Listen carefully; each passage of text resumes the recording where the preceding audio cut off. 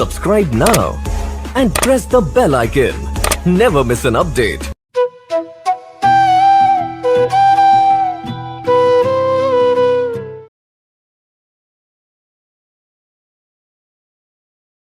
विलाप कर रही है, लाला तू हमें छोड़ के मत जा। अहो विधातास्तवन क्वचित् दया संयोज्य मैत्र्या प्रणयेन देहिना ताश्चाकृतार्थान्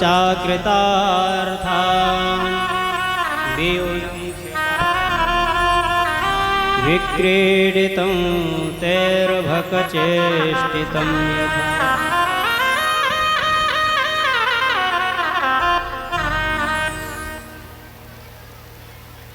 गोपियाँ कहती हैं, जब इस प्रकार से मैया ने विलाप किया,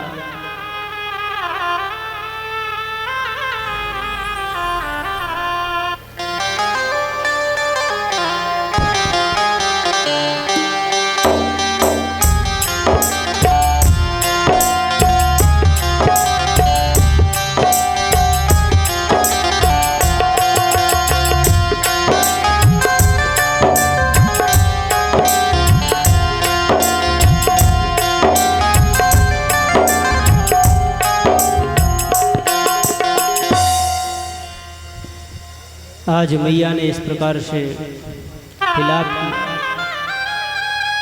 गोपियों को पता चला क्रूर आया है।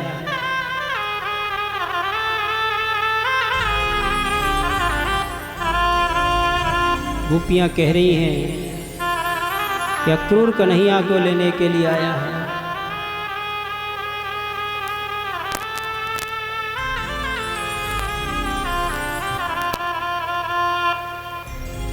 गोपी कहती है, बहन अब विधाता ने तो हम विधाता को तो हमने देखा नहीं, उसको कोसने से कोई लाभ नहीं।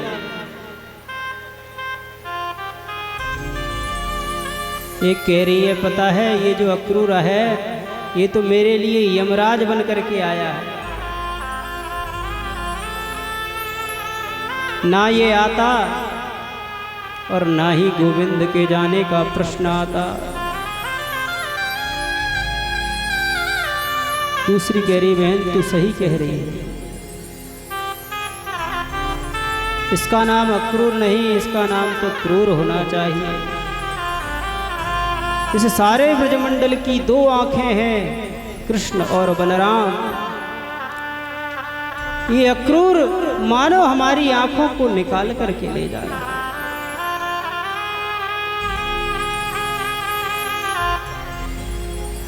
इससे बड़ा क्रूर कर्म क्या हो सकता है। क्रूरस्त्वमक्रूर समाख्ययास्म चक्षुर्हिदत्तं हरसे बताग्यवत्। एक कह रही है, बहन मैं अपने रहते तो जाने नहीं दूंगी कृष्ण और बलराम को, रथ पकड़ लूंगी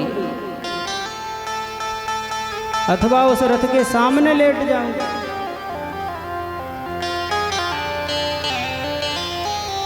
बहुत तरह से गोपियां सोच रही हैं।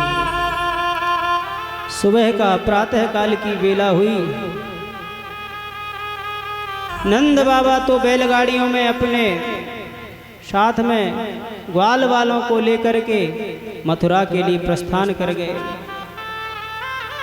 पर जैसे ही गोविंद बलराम के साथ अक्रूर जी के रथ में चढ़े, आरूढ़ हुए कि गोपियों की धैर्य का बांध टूट गया। गोपियों ने रथ घेर लिया। गोपियों की इस विकलता को देख करके अक्रूर जी घबरा गए। भगवान को इशारा किया, हे सरकार, हे प्रभु, अब आप ही कुछ करो, आप मुझे आज्ञा करो। तब भगवान ने सभी गोपियों को समझाया कि हरी गोपियों, मैं मथुरा जा रहा हूँ। आज मथुरा में मेला है, कल मेले का दर्शन करूँगा और परसों पुनः वापस आ जाऊँगा।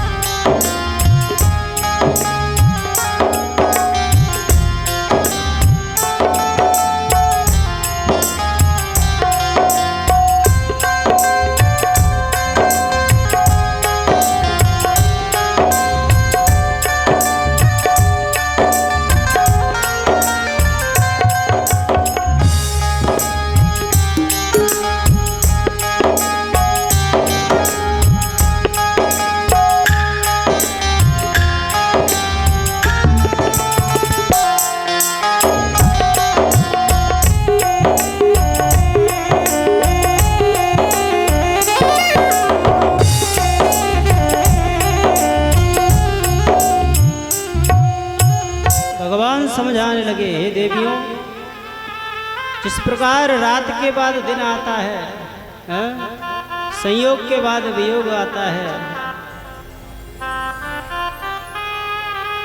इसी प्रकार मात्र 2 दिन की बात है। आज मैं जाऊंगा, कल मेले का दर्शन करूंगा और परसों लौट करके वापस आ जाऊंगा। ज्यों ही गोपियों ने के कानों में ये शब्द पड़ा कि परसों आ जाऊंगा, गोपियों के हृदय में एक आस जगी। आपस में बोली, बहन इनकी इच्छा है और जब इनका मनोरथ है कि मथुरा जाना है तो इनके मनोरथ को अवश्य पूर्ण होने दो। इनके मनोरथ में बाधा मत बनो। ये जाना चाहते हैं तो अवश्य जाएं। सज्जनों, ऐसा कहकर के भगवान ने अक्रूर जी को इशारा किया। अक्रूर जी ने अपने घोड़ों को वायु वेग से दौड़ाया और कहते हैं जहाँ तक वह रथ दौड़ा तो उस दौड़ने से जो धूल उड़ी,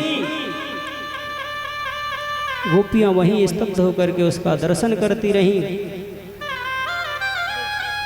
उसको निहारती रहीं। यावदालक्ष्यते केतुर यावद वेणुरथस्य च।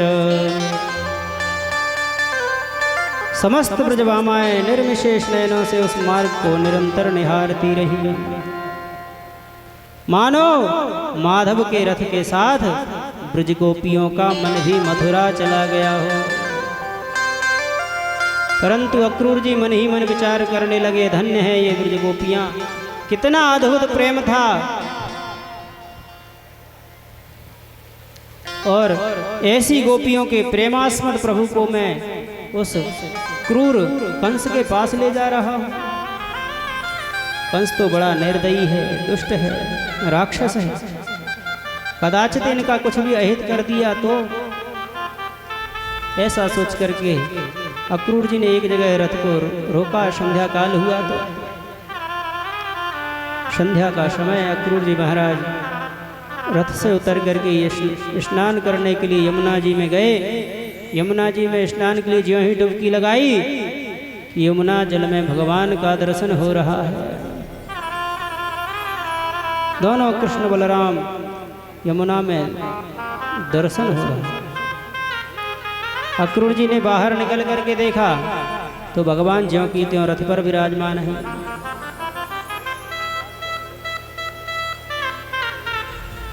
फिर से डुबकी लगाई, फिर देखा,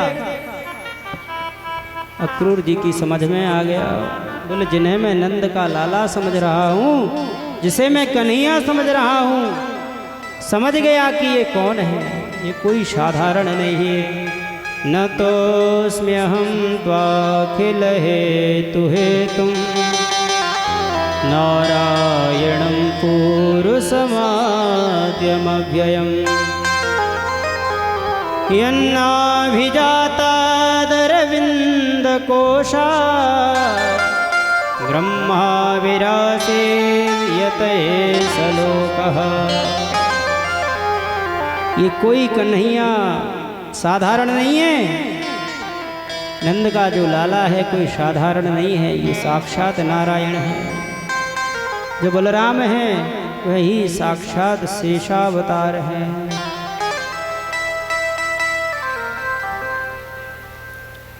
ऐसी भगवान ने लीला करी। अक्रूर जी आज भगवान को लेकर के मथुरा के लिए चल दिए। मथुरा में पहुंचे सभी ब्रजवासी। अब जैसे ही ब्रजवासियों को पता चला भैया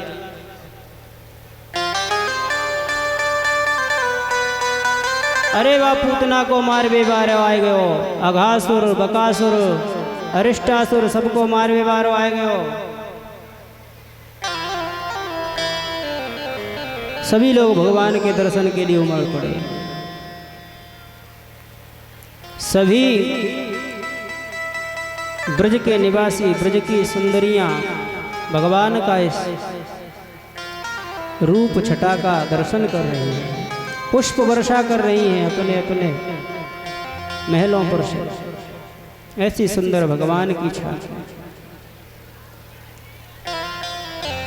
आगे ज्यों ही बढ़े भगवान ने कहा अरे भैया चलो आज तो मेले में दर्शन करेंगे, आज अपने मामा के यहाँ आए हैं। ग्वालन ने कही कन्हैया तू बड़ो बेकार है भैया। बोले क्यों, क्या बात है? बोले तेने तो हमें बताइए ही ना है कि ये तेरे मामा हैं। यदि तू हमें बता तो कि तेरे मामा है तो हम भैया बढ़िया बढ़िया कपड़ा पहन के आमते हैं। ये फटे टूटे कपड़ा काहे को पहन के आमते? भैया ऐसे हम ना जाएंगे तेरे यहाँ मामा के यहाँ, ऐसे अच्छे ना लगेंगे। भगवान ने कही तो काहे को चिंता कर रहे हो, चलो तो सही। जैसे ही भगवान आगे बढ़े एक धोबी मिल गया। धोबी कंस के धोने के लिए ले जा रहा है। भगवान ने कहा मामा जी राम राम। धोबी ने देखा टेढ़ी टेढ़ी निगाह से, ये कौन आ गया भांजा हमारा है जी, कहाँ ते आया हुआ है? कौन है भाई तू? बोले मैं कृष्ण, इस नगरी के जो राजा हैं कंस वो है हमारे मामा हैं। तो मामा के यहाँ तो सब मामा होते हैं, तो इसलिए मामा जी हमारी इच्छा है आपके पास जो वस्त्र हैं आप इन वस्त्रों को हमें धारण करवा दो। जो ही धोबी ने सुना उल्टा सीधा भगवान को कहने गया ईदृशा नैव वासांसि नित्यम गिरिवने चरा। हे वनगोचर, हे ग्वाले कहीं के, तूने कभी ऐसे वस्त्र पहने? ये तो राजाओं के वस्त्र हैं। श्री राम बोलो भैया आज तो उल्टी बात कर रहा है। लाला तू होगी सो देखी जाके दिखाई दे जाए पूतना वाले हाथ। जैसे ही उसने भगवान को उल्टा सीधा कहा, भगवान ने अपना एक चमाटा खींच करके उसके गाल पर दिया। सज्जनों, सिरह कायाद पातयत रजकस्य कराग्रेण सिरह कायाद पातयत। एक ही थप्पड़ में उसकी गर्दन धड़ से अलग हो गई। अब धोबी का जैसे ही उद्धार किया भगवान ने, धोबी घाट पर हाहाकार मच गई। भागो भैया भागो, पूतना को मारे वारो आएगो, बकासुर को मारे वारो आएगो। अब तो धोबी घाट खाली हो गया। भगवान ने कहा अब जो पसंद आए वो ले लो। सब ब्रजवासी ने बढ़िया बढ़िया वस्त्र अपनी अपनी पसंद के लिए और धारण कर लिए।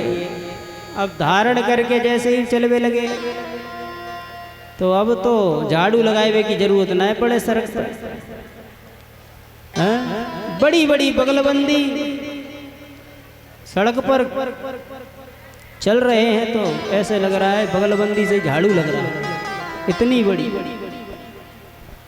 कह रहे लाला बगलबंदी तो बहुत बढ़िया है भैया, पर इनकी नेक फिटिंग हो जाती तो ज़्यादा बढ़िया रहती। तो क्या चाहते हो? बोले नहीं कि ये फिट हो जाए। तो आज एक दर्जी के यहाँ भगवान पहुँचे और दर्जी से कहा भैया दर्जी हमारे इन वस्त्रन को तुमने ठीक कर दो तो बड़ी कृपा हुए। दर्जी ने तो देख लिया था अभी धोबी का हाल, उसने कहा अवश्य प्रभु, और उस दर्जी ने सभी के कपड़े फिट कर दिए हैं, सही कर दिए। अब तो साहब सब ब्रजवासी चमचमाते आगे चल दिए। भगवान ने कहा और कोई इच्छा? बोले हाँ लाला, अभी और है। बोले क्या? बोले बगलबंदी तो बहुत अच्छी लग रही है, पर अपने गले में माला होती तो बढ़िया होता है।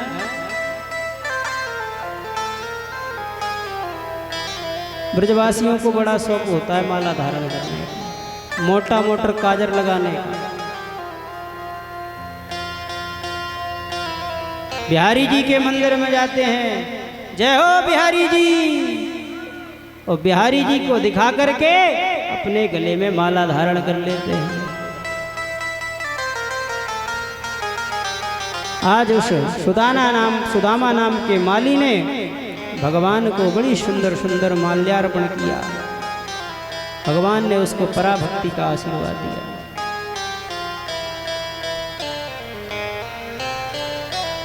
आगे चले जा रहे हैं। एक बोलो लाला वस्त्रों मिल गए, मालू मिल गई, बस एक कमी और है। बोले का? बोले अब तो ने माथे पे थापक थुआ चंदन लग जाए तो काम चले हैं, क्योंकि ब्रजवासी बिना चंदन के आनंद नहीं आता। ठीक है भैया। आगे जो ही चल रहे थे तो कंस को चंदन लगाने के लिए कुब्जा जाती थी, उससे भेंट हुई प्रभु की। भगवान ने उससे कहा अरे सुंदरी। जो ही उसने सुना सुंदरी, उसने पीछे मुड़ करके देखा, कौन है? कौन है ऐसा सज्जन है जो मुझे सुंदरी कह रहा है? आज तक तो मुझे किसी ने सुंदरी नहीं कहा, सब लोग मुझे कुब्जा कहते हैं, 3 जगह से टेढ़ी हूं, और तुमने मुझे सुंदरी कहा है। बताओ क्या चाहते हो? भगवान ने कहा आपके हाथ में जो चंदन है ये बड़ा सुंदर है, क्यों ना आप इसका लेप हमारे मस्तक पर कर दो। दास्यास्म्यहं सुंदर कंस सम्मता ते वक्रनाम्ना ह्यनुलेपमर्मणि। तो कहती है ये जो चंदन है मैं अपने राजा कंस के लिए ले जा रही हूँ। मेरे द्वारा घिसा हुआ चंदन कंस को बहुत प्रिय है। भगवान ने कहा इसे हमारे ऊपर लगा दो, हमारे मस्तक पे लगा दो। उसने कहा अवश्य। उसने आज भगवान को चंदन लगाया, सभी ब्रजवासियों को उसने चंदन लगाया। जायवे के ताई भये तो ब्रजवासी बोले लाला यानी हमारी भाई बड़ी मनोरथ, हमारा मनोरथ पूर्ण किया है, इसलिए लाला तो को भी इसका मनोरथ पूर्ण करना चाहिए। आज भगवान ने उस कुब्जा के ऊपर कृपा की।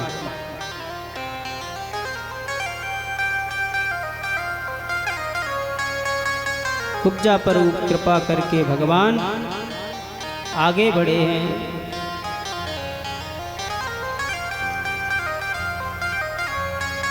यज्ञशाला में धनुष रखा हुआ है। भगवान पहुंचे हैं धनुष का दर्शन करने के लिए, और दर्शन करते करते भगवान ने उसको उठाया और उठा करके 2 टुकड़े कर दिए। बोलिए बाल कृष्ण भगवान की जय हो, कृष्ण बलराम की जय हो। जो ही धनुष तोड़ा कंस घबरा गया, जो ही शब्द ध्वनि सुनी और दौड़ करके सभी को आदेश दिया। अब तो इधर उधर से राक्षस आए मारने के लिए। बलराम भैया ने कहा अरे कान्हा जल्दी से एक भाग मुझे दे। तो जो धनुष तोड़ा था उसी के दोनों भाग, एक भाग को भगवान पकड़े हैं, दूसरे को बलराम, और उससे मार पिटाई करी सबकी, सब भाग गए और हाहाकार मच गया कि कंस को मारवे के ताई जो नंद को लाला है वो आ गयो। अब तो कंस को भी पता चल गया। कंस ने आज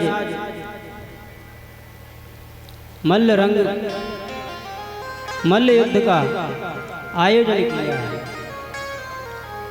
उसमें प्रवेश करने से पूर्व भगवान ने कुबलया पीड़ का उद्धार किया है। कुबलया पीड़ का जो नाम का हाथी था उसका भगवान ने उद्धार किया है। भगवान आज मल्ल युद्ध के लिए रंगशाला में प्रवेश कर रहे हैं। मल्लानाम सनिर्नृणाम नरवरः स्त्रीणां स्मरो मूर्तिमान् गोपानां स्वजनो शतां क्षितिभुजां शास्ता स्वपित्रो शिशुः मृत्युर्भोजपते विराड विदुषां तत्त्वं परम योगिनां वृष्णीनां परदेवतेति विदितो रंगम गतः साग्रजः। जो ही भगवान रंगशाला में पहुँचे हैं सभी विराजमान हैं। रंगशाला में मल्ल युद्ध देखने के लिए वसुदेव देवकी भी विराजमान हैं, बड़े बड़े महात्मा विराजमान हैं, बड़े बड़े योद्धा विराजमान हैं, मथुरावासी विराजमान हैं। मानो आज भगवान सबको उनकी भाव के अनुसार उन्हें दर्शन दे रहे हैं। भगवान मल्लों को कैसे लग रहे हैं? सनिर्नृणाम, अपने शत्रु के समान। और कंस को तो ऐसे लग रहे हैं जैसे स्वयं काल मेरे सामने खड़ा हो। तुलसीदास जी कहते हैं जाकी रही भावना जैसी, जाकी रही भावना जैसी, जाकी रही भावना जैसी, जाकी रही भावना जैसी। प्रभु मूर्ति देखी तिन तैसी, प्रभु मूर्ति देखी तिन तैसी, प्रभु मूर्ति देखी तिन तैसी, प्रभु मूर्ति देखी तिन तैसी। जाकी रही भावना जैसी, जागी रही भावना जैसी। जो जिस रूप में भगवान को देखना चाह रहा है भगवान उसको उसी रूप में दर्शन दे रहे हैं। भगवान कह रहे हैं ओहो यहाँ क्या अन्याय हो रहा है, कहाँ हम बालक और कहाँ यह इतने बड़े बड़े दुष्ट दैत्य हैं।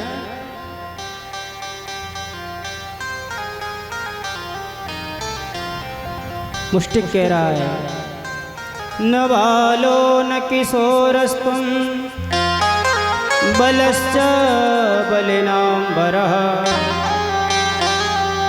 लीलये वो हतो येन सहस्रद्विपसत्वभृत्। तुम कोई बालक नहीं हो है, बलश्च बलिनाम्बरः, तुम बालक होते तो उस कुबलया पीड़ को अभी मार करके आए हो, क्या मार पाते हैं? तुमने बकासुर को मार दिया, घासुर को मार दिया, पूतना को मार दिया, वो कहते हो कि हम बालक हैं। अरे तुम बालक नहीं हो।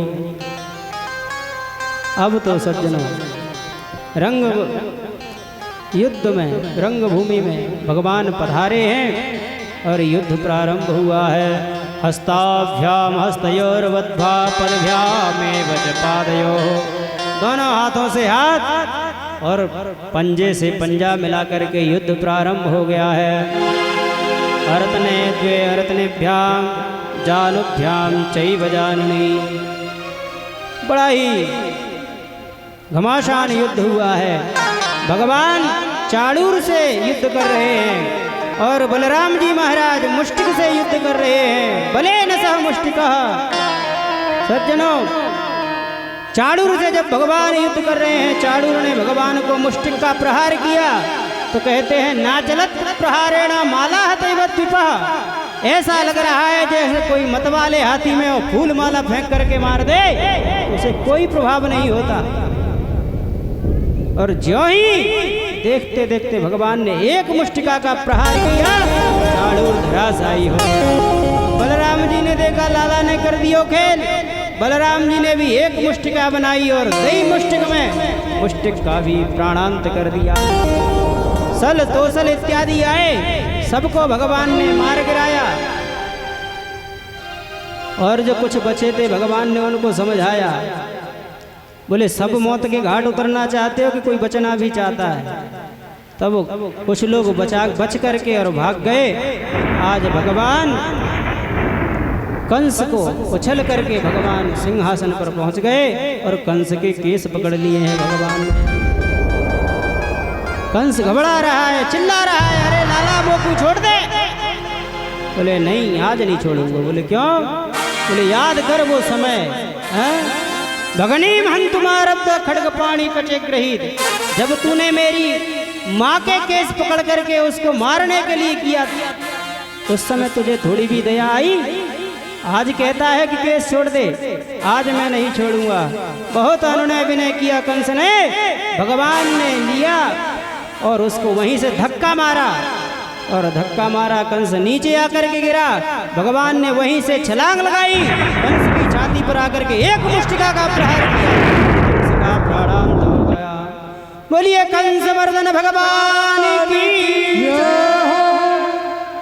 आवाज नहीं आ रही क्या? कंस के मरने की खुशी नहीं है क्या आप लोगों को? भाई के परिवार के ये सब तभी तो जयकारा ना बोल रहे। अगर बाकी परिवार के ना है तो जयकारा बोलेंगे। बोलिए कृष्ण कन्हैया लाल की जय हो, कृष्ण बलराम की जय हो। कंस का उद्धार किया भगवान ने और उग्रसेन को जेल से बाहर निकाला, गद्दी सौंप करके उनको राज्य दे करके भगवान आज अपने मथुरा में निवास करने लग गए। वसुदेव देवकी के साथ रहने लगे। इसके पश्चात भगवान का विद्यारंभ संस्कार हुआ। गुरुकुल में पढ़ने के लिए गए सांदीपनि मुनि के यहाँ। गुरु गृह गए पढ़न रघुराई, अल्पकाल विद्या सब आई है। अल्प समय में ही भगवान ने विद्याओं का अध्ययन कर लिया। भगवान ने गुरुपुत्र को ला करके सौंपा और गुरुजी से विदा लेकर के पुनः मथुरा में आ गए। जब मथुरा में भगवान आ गए हैं तो एक दिन भगवान चिंतातुर हैं, बैठे हुए हैं। उधर मैया देवकी ने भगवान को भोजन दिया है। भोजन में माखन मिश्री रखा भगवान के सामने। जो ही प्रभु ने माखन मिश्री को देखा, आज भगवान से रहा नहीं गया। भगवान के नेत्रों से अश्रुपात होने लगा।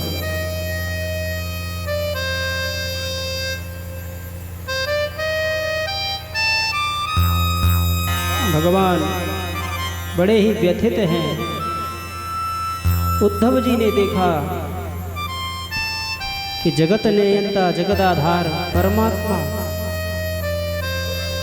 जो सबको आनंद देने वाला है वह आज रो रहा है। बहुत तरह से उद्धव जी ने समझाया।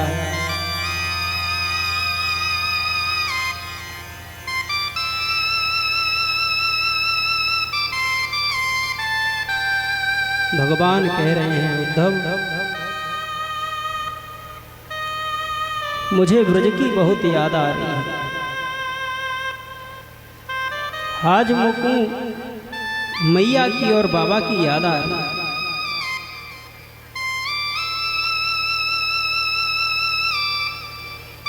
मैं ब्रजवासियों को, गोपियों को परसों लौटने का वचन दे करके आया था और आज बरसों बीत गए।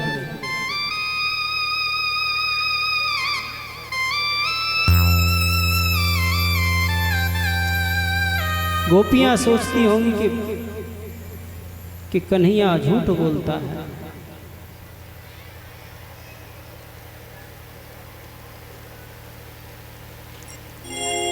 हे उद्धव, वह गोपियां मेरे इसी शब्द से शायद जीवित हों जो मैं कह के आया था कि परसों आऊंगा। धारयन्त्यति कृच्छ्रेण प्रायः प्राणान् कथञ्चन प्रत्यागमन संदेशै वल्लभ्यो मे मदात्मिका।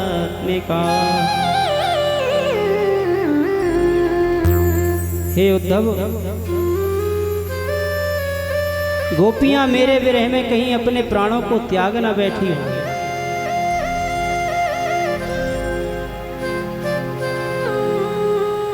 इसलिए उद्धव, तुम मेरा एक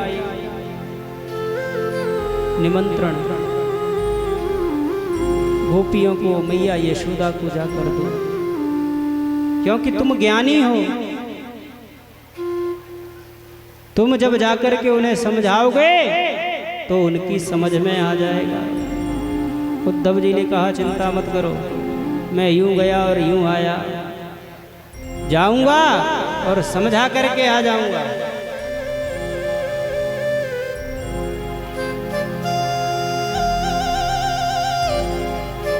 मोहे ब्रज बिसरत नाहि।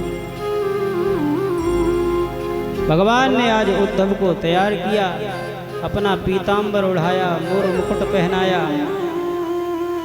अपना स्वरूप देकर के भगवान ने आज उद्धव को विदा किया।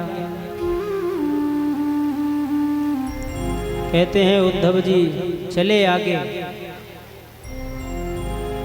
आगे जा रहे हैं, तभी मार्ग में कांटों ने रास्ता रोक दिया।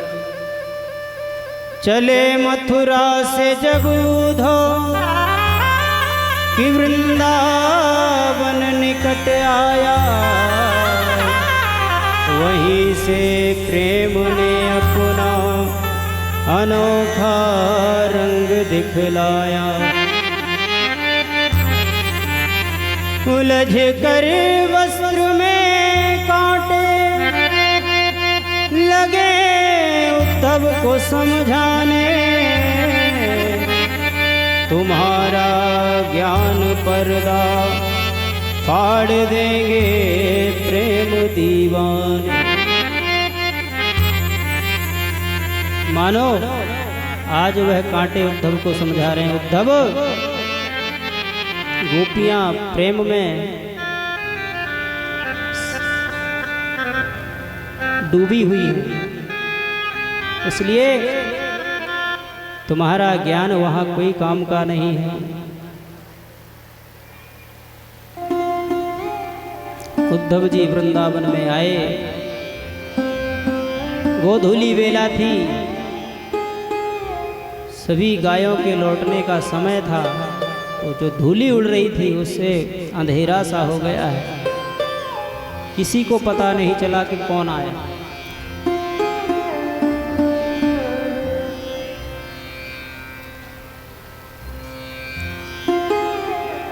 जब ही आगे बढ़े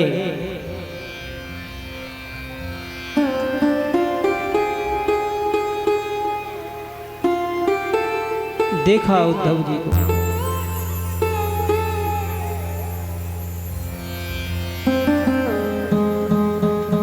मोर मुकुट धारण किए हुए, पीतांबर धारण किए हैं। गोपों से पूछा, अरे भैया यहाँ नंद महल किधर है? तब गोप ने बतलाया, भैया ये जो धारा बह रही है ना, ये जो धारा बह रही है, इस धारा के साथ साथ चले जाओ, नंद महल में पहुंच जाओगे। बोले ये धारा कैसी है? बोले ये धारा कोई साधारण धारा नहीं है, मैया के अश्रु ही इस धारा के रूप में परिवर्तित हो गए।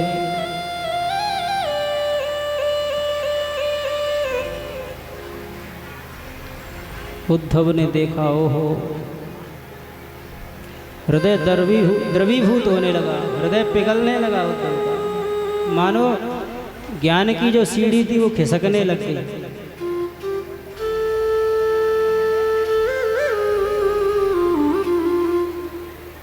आगे बढ़े, नंद महल में पहुंचे।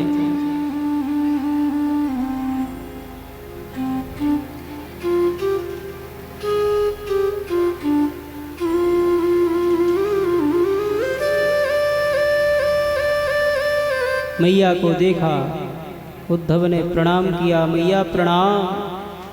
प्रणाम भैया प्रणाम। कौन है भैया? मैं हूं उद्धव, कृष्ण को सखा। ज्यों ही मैया ने नाम सुनो सुनो कृष्ण को सखा, त्यों ही उद्धव को हृदय से लगा लिया। अरे उद्धव, हमारो लाला ना आयो? कन्हैया नहीं आया क्या?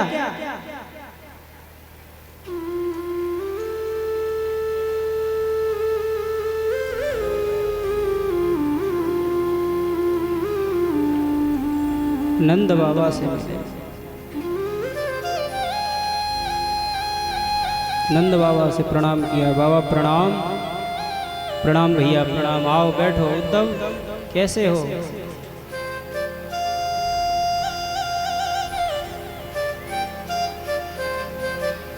सब कुशल क्षेम तो हैं?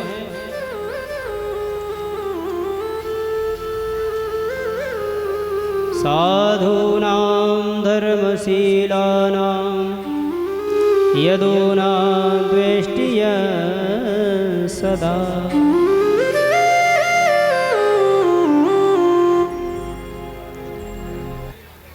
उद्धव को भोजन प्रसादी पवाई, बिठाया,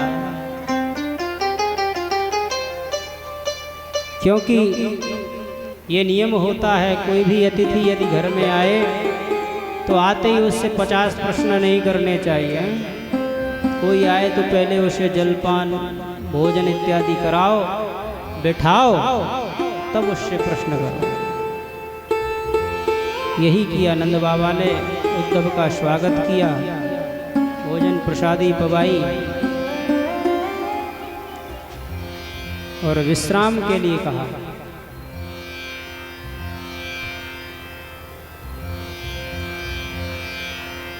अपिस्मरति नः कृष्णो मातरं सुहृद सखी।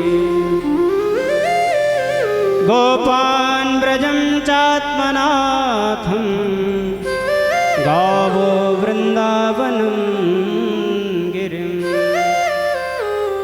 अब नंद बाबा पूछ रहे हैं, प्रिय उद्धव ये बताओ, हमारा कृष्ण मथुरा में आनंद से तो है?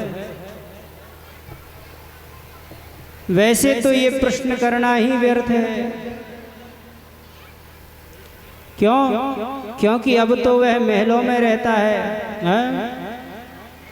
और जब महलों में रहता है तो आनंद से तो होगा ही, राजाओं की तरह रहता होगा।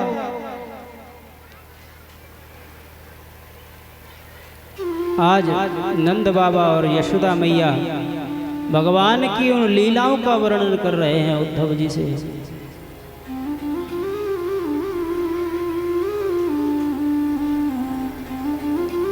अरे उद्धव, कभी उसे अपने नंद बाबा और यशोदा मैया की याद आती है कि नहीं? कभी स्मरण आता है? उसे वृंदारण्य की याद आती है? उसे वह गोवर्धन की तलहटी की याद आती है? वह यमुना पुलिन जो उसे अपनी ओर आकृष्ट करता था, उस यमुना पुलिन की उसे याद आती है क्या?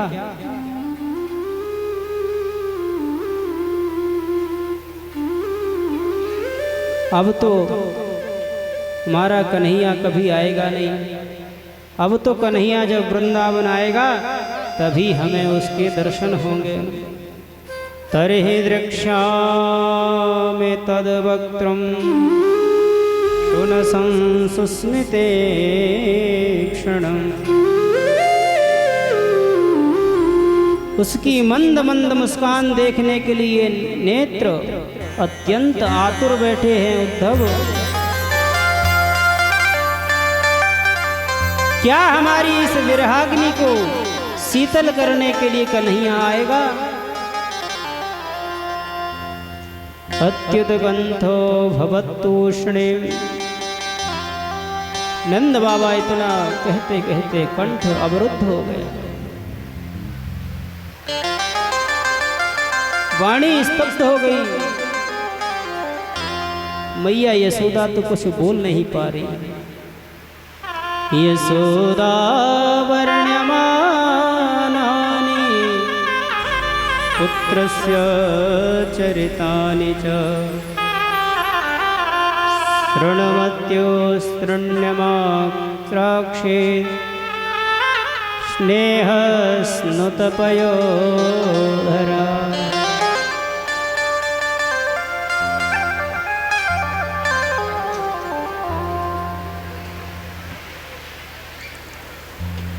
लाला की चर्चा सुनने मात्र से मैया का वात्सल्य उमड़ पड़ता है, आंखों से प्रेमाश्रु उमड़ पड़ते हैं, स्तनों से दुग्ध धारा बहने लगती है। ऐसा वात्सल्य, ऐसी स्थिति जब उद्धव ने देखी, उद्धव आश्चर्यचकित हो गए। उद्धव जी समझ नहीं पा रहे हैं मैं इनको क्या उपदेश दूं, क्या कहूं, क्या समझाऊं? जो वेद, जो शास्त्र एक ही उपदेश देते हैं क्या? कि किसी भी प्रकार से भगवान के चरणों में प्रीति हो, भगवान की स्मृति बनी रहे। इनको तो समझाने की जरूरत ही नहीं, ये तो 24 घंटे भगवान की याद में ही रहती हैं। इनको क्या उपदेश दे?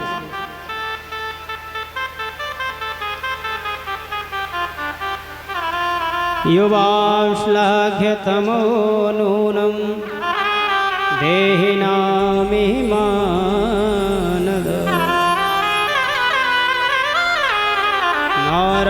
नारायणेऽखिलगुरौ यत्कृतामतिरीदृशी। धन्य हैं आप दोनों, उद्धव जी कह रहे हैं। हे नंद बाबा, हे मैया, आप धन्य हैं जिन्होंने कन्हैया जैसे बालक को जन्म दिया। इस तरह से पूरी रात बीत गई, ना तो उद्धव जी सोए और ना बाबा सोए, ना मैया सोई, कोई भी नहीं सोया। कोरी आंखों सो रहा हो, सुबह हो गई।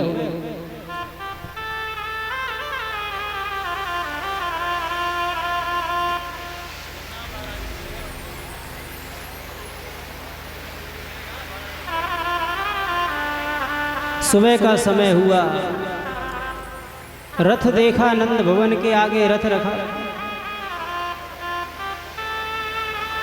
गोपियों ने देखा ये रथ तो उसी का लगता है जो पहले कन्हैया को लेने आया था क्रूर, अब ये क्यों आया है?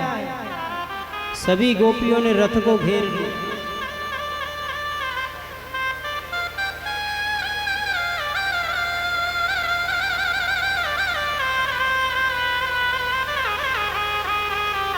अहो यस्म पूर्णार्था भवन्त्यो लोकपूजिता।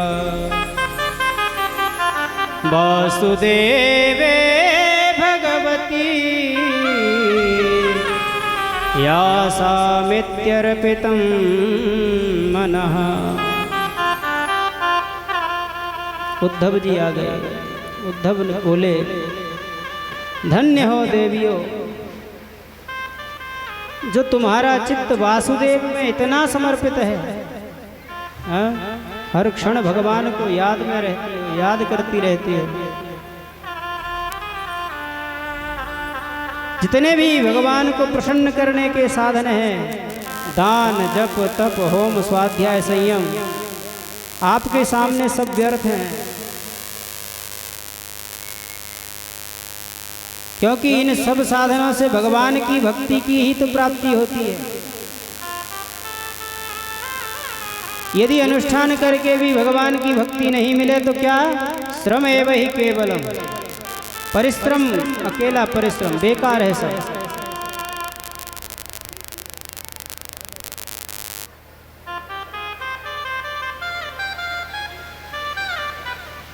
संत वैष्णव लोग भोजन में नमक को राम रस कहते हैं। क्या कहते हैं? नमक को क्या कहते हैं? राम रस। बहुत सुंदर भोजन बना हो, बहुत दिव्य, परंतु यदि उसमें राम रस न हो तो क्या है? सब बेकार है। ऐसे ही श्रम एवं ही केवल। बुद्धि बड़ी, चतुराई बड़ी, और सुंदरता तन में प्रगटी है। मान बड़ो, धन धाम बड़ो, यस कीरत जग में प्रगटी है। झूमत द्वार गजेंद्र हजार, तो इंद्र से कछु नाही घटी है। तुलसी जगदीश के भक्ति बिना, जैसे सुंदर नारी की नाक कटी है।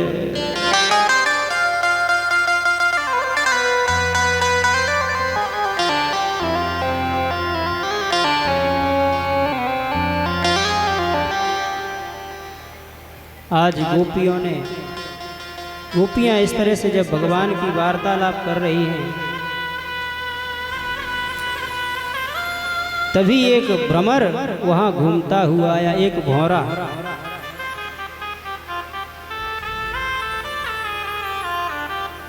भौरे को ज्यों ही देखा, गोपियों ने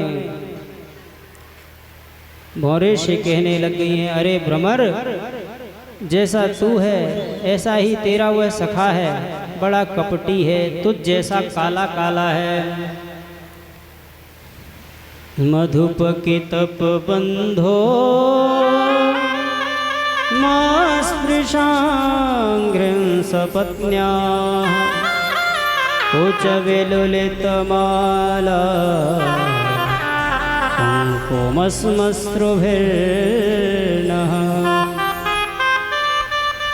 वहतु मधुपतिस्तन मानिनीनां प्रसादं, यदु सदसि विडम्ब्यं यस्य दूतस्त्वमीदृक्। गोपियां कहती हैं, हे मधुप, हे तपबंधो, अरे भौरे, तू उसी कपटी का मित्र है ना, तू उसी का साथी है। तेरे लक्षण कहाँ तक कहें? लगता है तुझे उसी कपटी ने भेजा है।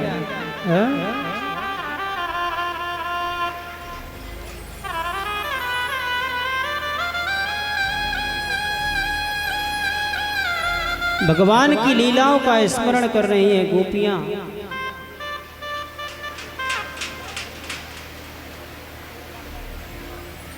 कि बलि जिसने अपना सर्वस्व दे दिया, उस बलि को तुमने बांध करके डाल दिया। क्या बिगाड़ा था बेचारे बलि ने? सब कुछ दान में ही तो दिया था। पूतना, क्षम्यता, शूर्पणखा,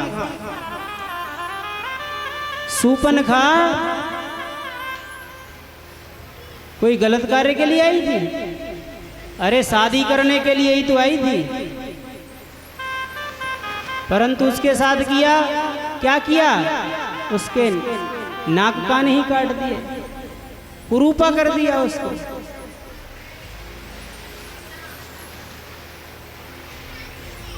इस प्रकार से भगवान की लीलाओं का अवलोकन कर रहे हैं। मृगयुरिव कपीन्द्रम बिभ्यदे लुब्धधर्मा स्त्रियमकृत विरूपा स्त्रीजितः कामयाना बलिमपि बलिमत्वा वेष्टयद्ध्वांशवदयस्तदलमसितसख्येर् दुस्त्यजत कथार्थः।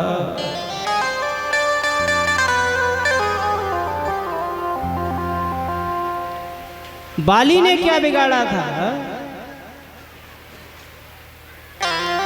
बाली को एक ही बाण से मार दिया।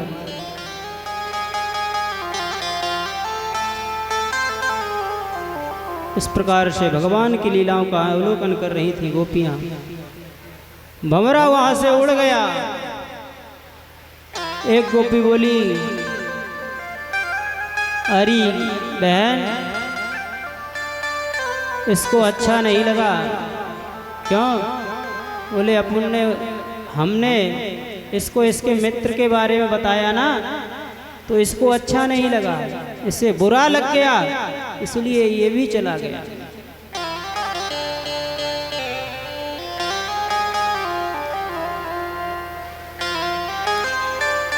अंत में उद्धव जी ने देखा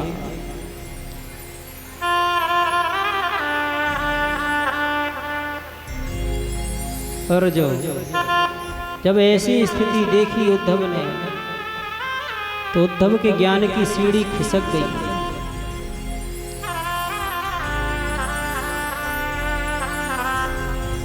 पाती लेके श्याम की उद्धव जी गए आए, पाती राधा के तुरत दीनी हाथ थमा, दीनी हाथ थमा। पाती ला करके भगवती राधा को दी है। और क्या लिखा है उस पाती में, आप और हम सभी बड़े ही भाव से दर्शन करेंगे उसका।